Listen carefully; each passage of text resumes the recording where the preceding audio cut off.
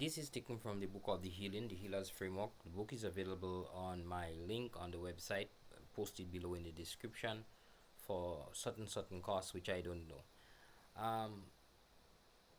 Let's look at vitamin B12, a very important vitamin, which are, of course, when the time has come, you would learn how important it is. In my case, the time came and I learned how important it is.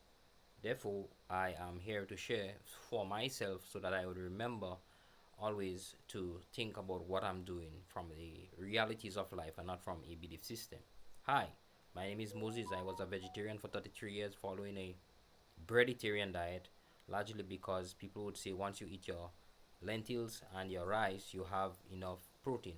A pile of boatload of words.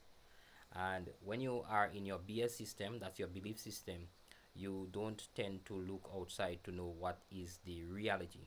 There is belief system and then there is reality. You cannot eat lentil and rice and expect to get B12. You cannot eat lentil and rice and expect to get even the amino acids that is promised. Of course, you could eat lentil and rice and put it in an acidic stomach and get some of the amino acids. Maybe you might be able to get 8 of them, 9 of them. Of course, you could do the same thing with eggs. You could eat eggs and you may not get the amino acids because your stomach is not acidic. Same thing happens with beef. You may not get the amino acid because the stomach does not become very acidic, or the stomach is not in its natural design reality state, pH 1 to 2.5. So ask yourself the question, how are you working to help your stomach become acidic?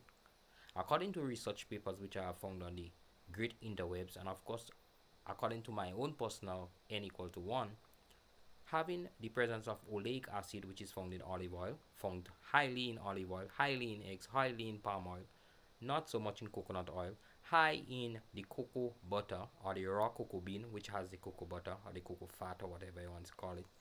Oleic acid, main compound there, macadamia nuts, oleic acid, main compound there, as a fatty acid, seems to be the one that is giving us a very good structure in helping the stomach to become acidic over 2 to 3 hours. Over gradually, slowly and gradually creating the stomach to become acidic. So when you put in your source of dietary so-called meat, protein, beans, lentils, whatever you want to call it, they then sit in the acidic stomach and become extracted for nutrients and denatured for protein, so that you get the polypeptides, you get the awakening of pepsin to come and strip out the amino acids, make it smaller polypeptides, and sometimes you get some free floating amino acids even from the stomach before it hits the small intestine.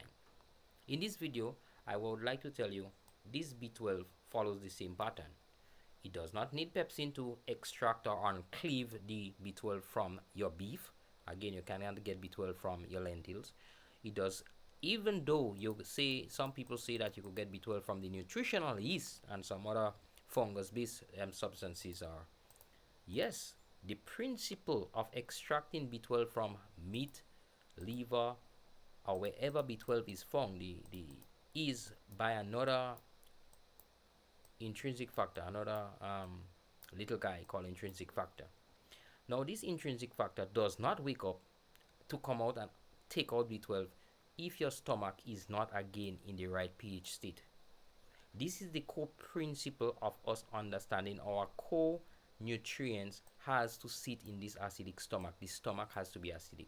When you load yourself up with plants and you go with your BS system, your belief system, that the plants would be so well by themselves that when you eat something that is promised to have the nutrients, not that it does not have the nutrient, it may have the molecules of the amino acid, it may have the molecules of the calcium, the magnesium, but it has to be extracted by certain enzymes or certain hormones or certain processes in the acidic stomach, and the stomach has to be in its acidic state of nature's design, pH 1 to 2.5. That's why we have our stomach before our small intestine and before the fermentation chamber called the colon. This is where the truth happens.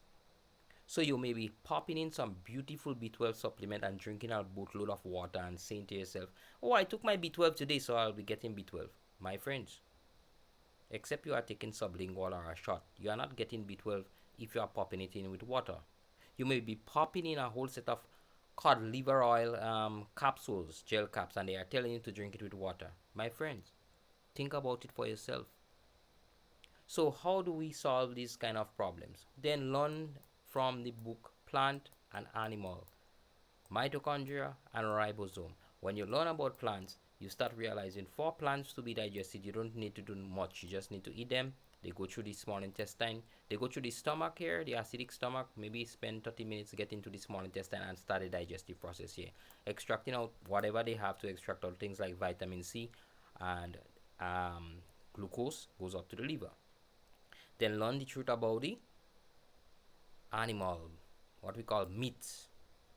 It goes here and it has to sit here for a certain period of time, 2 to 3 hours, 4 hours, sitting here and slowly coming out here. But when it comes here to that red spot, that is where we have to understand the receptor sites sits in the duodenum to signal up to the gallbladder to send down the urine, which is called bile, and that bile neutralizes the acidic stomach chyme to send it into the small intestine.